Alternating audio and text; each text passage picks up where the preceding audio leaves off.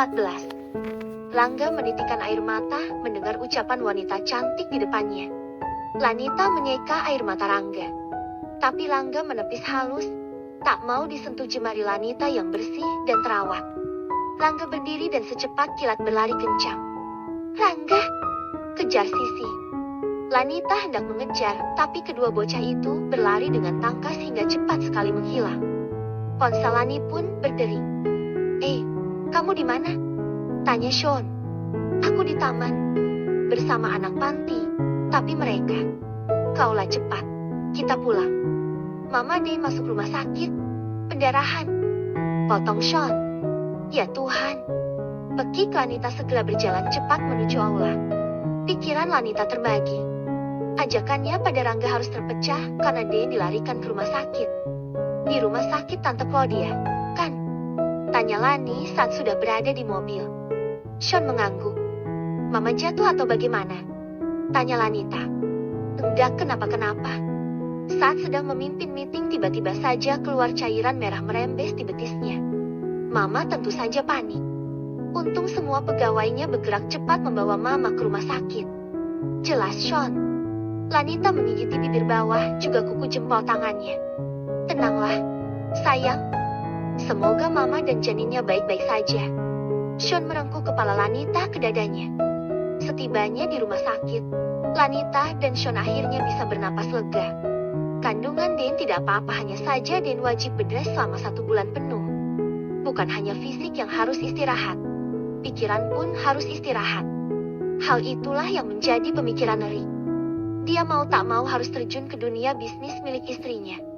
Dane sebetulnya meminta Rick menggantikannya di perusahaan, tapi Rick dengan santun menolak.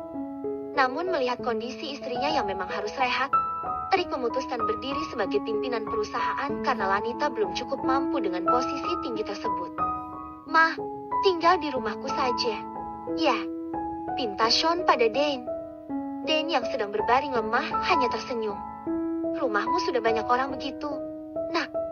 "Justru karena banyak orang, Mama nanti saat bedrash ada yang mengurusi, memantau dan tidak kesepian," tukas Sean.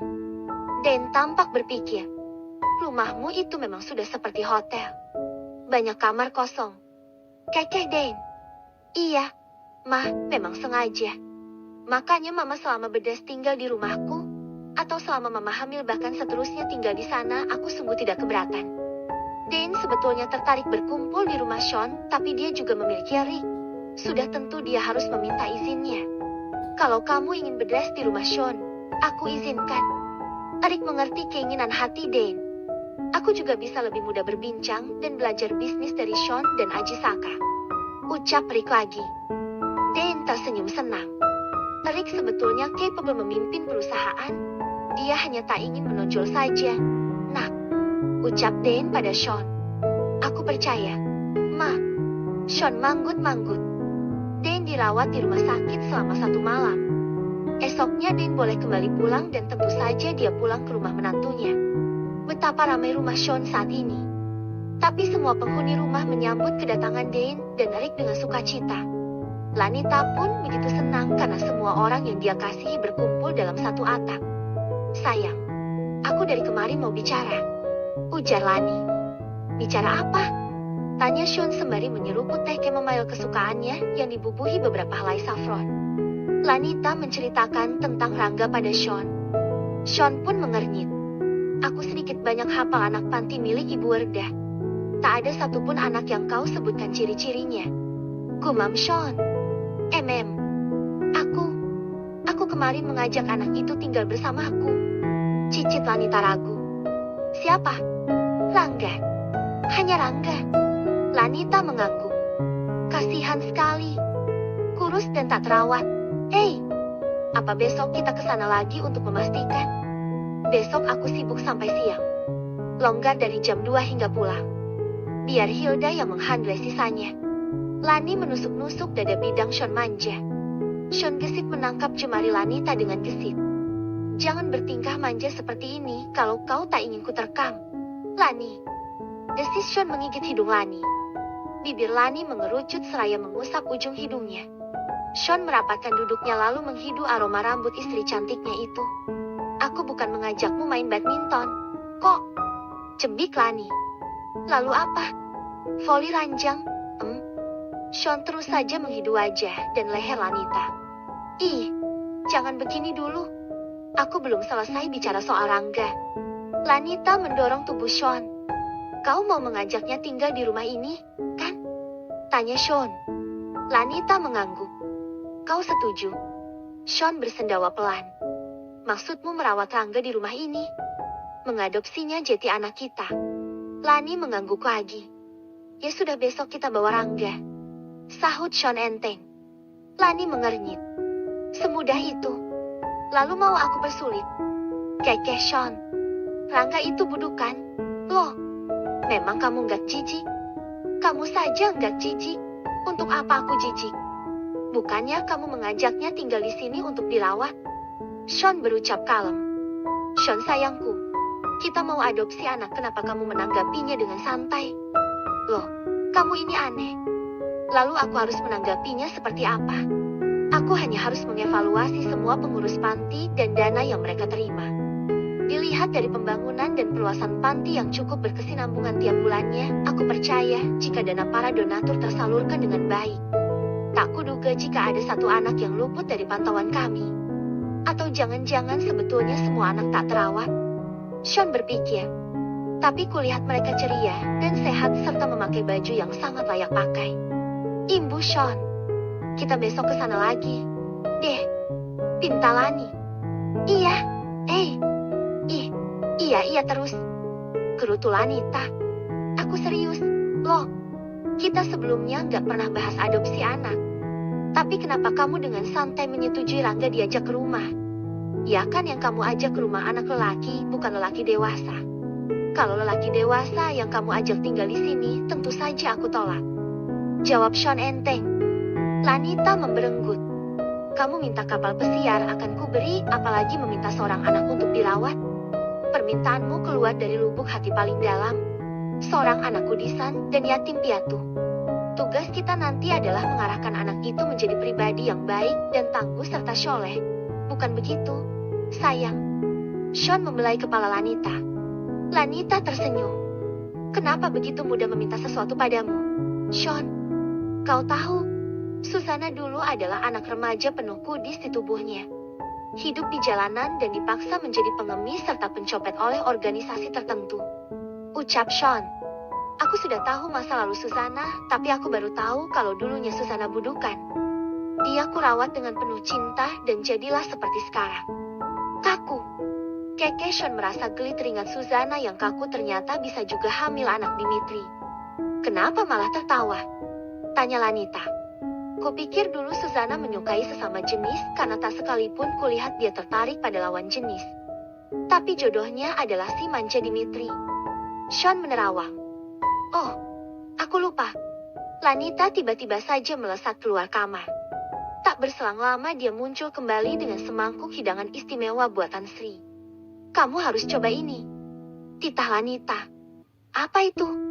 Sean mengernyit melihat makanan yang tampak asing baginya. Cobalah. Ini makanan istimewa. Lanita menyuapi Sean. Sean mengunyah dengan perlahan. Menemukan rasa yang nyaman di lidah. Enak? Apa ini? Tanya Sean. Jawab dulu enak apa? Enggak. Desak Lani. Enak. Lagi. Sean meminta suapan kedua. Lanita mesem nakal. Dimitri bilang, ini makanan untuk hewan ternak, tapi Sri menyulapnya menjadi makanan layak konsumsi manusia. Enak, bukan? Sean teringat percakapan absurd istrinya dengan para pegawainya kemarin lalu. Oh, ini yang namanya Kade Demes. Enak juga. Sean meminta lagi suapan ketiga. Kok, kamu tahu? Iya, kebetulan saat kamu minta makanan ini, aku sedang memantau CCTV di ruang rahasia. Lanita manggut-manggut. Rasanya nggak kalah jauh dengan makanan internasional buatan Dimitri. Kan? Ya tetap beda. Kekeh Sean. Is, sok luar negeri? Cebik Lanita. Bukan sok luar negeri, sayang. Lidahku memang nyaman dengan makanan western. Tapi bukan berarti aku tak suka makanan dalam negeri. Hanya saja Dimitri mengolah makanan dalam negeri dipadu-padankan dengan aneka bumbu kualitas impor. Ya suka-suka dia saja memasak. Kebetulan mulai dari rasa masakan serta keloyalannya cocok denganku. Sean memberi pengertian. Ya, sahut wanita memakan kade demes bergantian dengan Sean. Di kamar, kedua pasangan harmonis itu menikmati kade demes dengan ceria, sementara di meja makan, Dimitri pun sedang sembunyi-sembunyi mencicipi masakan buatan Sri tersebut. Hola, enak, kan? Rashid mengagetkan Dimitri. Wajah Dimitri memerah karena kepergok sedang diam-diam mencicipi masakan Sri yang kemarin sempat dia tolak. Makanya jangan pura-pura tak mau kalau kau mau. Ujar Rashid mengipas-ngipas lehernya dengan tutup panci koleksi Dimitri. Simpan itu simpan. Nanti jatuh. Itu bahannya dari kristal. Titah Dimitri seraya tetap mengunyah kade demes. Sri. Panggil Rashid. Aku di sini kok dari tadi sedang lihatin chef kesayangan Tuan Sean mencicipi makanan kampung yang biasanya jadi makanan hewan ternak. Sahut Sri muncul dari balik pintu. Dimitri tersedak. Sri gesit memberi Dimitri minum. Bismillah dulu kalau mau curi makanan. Ujar Sri. Mencuri kok bismillah? Sih, timpal Rashid. Dimitri meneguk air mineral hingga tandas. Saat Rashid dan Sri terus saja meledek Dimitri, Lanita dan Sean muncul di ruang makan. Habis, Sri, suamiku minta lagi. Ujar Lani. Dimitri kembali tersedak. Ya, sisanya sudah dimakan Dimitri. Tuan. Sesal Sri. Sean mesem. Enak. Dim. Tanyanya. Enak. Tuan. Tambah enak saat nanti aku racik dengan bumbu ala chef Dimitri. Ujar Dimitri kalem. Sri mencibir dengan memajukan bibirnya. Apa susahnya bilang bumbu sederhana lokal juga enak. Sean tergelak. Ya sudah, besok buatkan lagi, ya. Satu dengan bumbu lokal, satu lagi dengan bumbu western. Kita bandingkan lebih enak mana. Dimitri dan Sri mengangguk patuh. Keesokan harinya di panti asuhan Sanggera Loka, Sisi melepas baju bagus yang dia kenakan lalu menggantinya dengan baju lusuh. Begitu juga dengan teman sekamarnya. Kenapa sih pakai baju bagus kalau ada orang kaya dateng aja? Kenapa enggak tiap hari kita dikasih baju bagus? Gumama Sisi. Ya biar gak malu-maluin orang yang mau adopsi kita. Cih, sahut Zina. Kita makan daging juga sebulan sekali, pas ada acara bakti sosial aja. Gerutu Sisi. Yang penting kita makan kenyang sama sayur, tahu tempe, dan telur tiap hari. Kata Ibu Erda itu jauh lebih sehat. Sahut Zina lagi. Andai tiap hari makan paha ayam. Gumam Sisi pelan. Kalau sudah besar, aku mau jadi orang kaya biar tiap hari bisa makan paha ayam terus. Seru Sisi. Sina dan yang lainnya ikut memberi Sisi semangat. Ci, tadi aku lihat Guntur lagi berantem sama Rangga di dekat sumur bekas. Ujar Yulis. Tanpa banyak kata seketika Sisi melesat keluar kamar. Dia berlari ke halaman belakang panti dan menuju sumur bekas. Sisi melihat Rangga sedang duduk di benteng sumur bekas dengan mendekap mobil-mobilan pemberiannya. Sementara Guntur terus saja mencoba merebut mobil mainan milik Rangga. Aku pinjam mainannya. Paksa Guntur. Enggak, nanti kamu rusak. Ini pemberian Sisi. Aku harus menjaganya. Sahut Rangga tertunduk dan memeluk mobil mainan pemberian Sisi. Guntur tidak suka mengetahui Sisi memberi mobil mainan pada Rangga. Sini, ku bilang. Aku cuma pinjam sebentar. Guntur mencoba menarik kedua tangan Rangga yang memeluk erat mainannya. Rangga yang tampak ringkih bergoyang-goyang di benteng sumur bekas. Guntur berhasil membuka tangan Rangga yang kecil dan tenaganya kalah kuat dari Guntur. Mobil mainan nyaris berhasil direbut tapi Rangga gesit mengambilnya kembali. Keduanya saling tarik-menarik buntut dan kepala mobil. Hei, Guntur! Hentikan! Teriak Sisi. Guntur tak peduli. Dia terus menarik mobil mainannya. Entah kenapa dia tidak suka jika Sisi selalu saja memperhatikan Rangga. Sebelum Sisi berhasil mendekat, keseimbangan Rangga kalah oleh tenaga Guntur yang tubuhnya lebih besar darinya. Rangga memang berhasil merebut mobil mainnya, tapi dia terjengkang dan sukses terjun masuk sumur. Rangga! Teriak Sisi panik. Guntur pun ikut panik. Dia tidak bermaksud membuat Rangga jatuh. Guntur hanya ingin mobil mainan milik Rangga. Sisi dan Guntur melongo ke dalam sumur. Kedalaman sumur adalah 2 kali tinggi atap rumah. Meski sumur itu sudah kering, tetap saja jatuh dari ketinggian 2 atap rumah untuk anak sekecil Rangga pasti menyakitkan. Rangga, panggil Sisi dan Guntur serempak.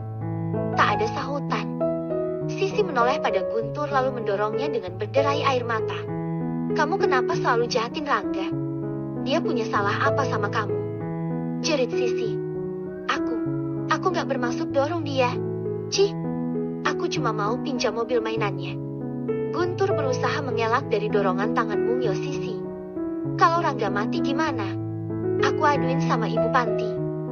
Sisi kembali melesat mencari bantuan. Guntur semakin panik. Dia takut Rangga benar-benar mati seperti yang dikatakan Sisi. Rangga, kamu gak apa-apa? Teriak Guntur. Hening. Rangga, jangan tim aja. Jawab. Guntur mendengarkan dengan seksama. Dia melihat Rangga tergolek meski agak sedikit gelap. Dia sedikit mendengar erangan. Masih hidup? Desis Guntur. Kau tunggu. Ya, jangan mati dulu. Aku mau cari tali. Teriak Guntur berlari menuju gudang panti. Setibanya di gudang panti, Guntur segera mencari-cari tali. Tali apa saja yang bisa dia gunakan untuk menyelamatkan Rangga. Guntur terbelalak melihat tali tambang yang teronggok di bawah meja kayu yang penuh debu. Secepat kilat Guntur mengambil tali tambang itu. Dia kembali berlari ke arah sumur. Hei, nak, kau jangan mainan tali tambang. Teriak Mudin, salah satu petugas kebersihan panti yang kebetulan lewat gudang. Guntur tak peduli. Jantungnya berdetak hebat karena mencemaskan Rangga. Kedua matanya mengembun. Dia memang selalu bersikap jahat pada Rangga. Tapi tak pernah punya niat melukai Rangga seperti tadi. Itu murni ketidaksengajaan. Guntur mengikat asal tali tambang ke batang pohon kelapa lalu menjulurkan tali ke dalam sumur. Hei, nah, kamu ngapain? Jangan mainan di sumur bekas. Bahaya. Teriak Mudin. Lelaki separuh baya itu keheranan melihat Guntur hendak masuk sumur. Itu anak mau masuk sumur. Allahu Akbar. Ada-ada saja mainannya. Mudin gegas menyusul Guntur.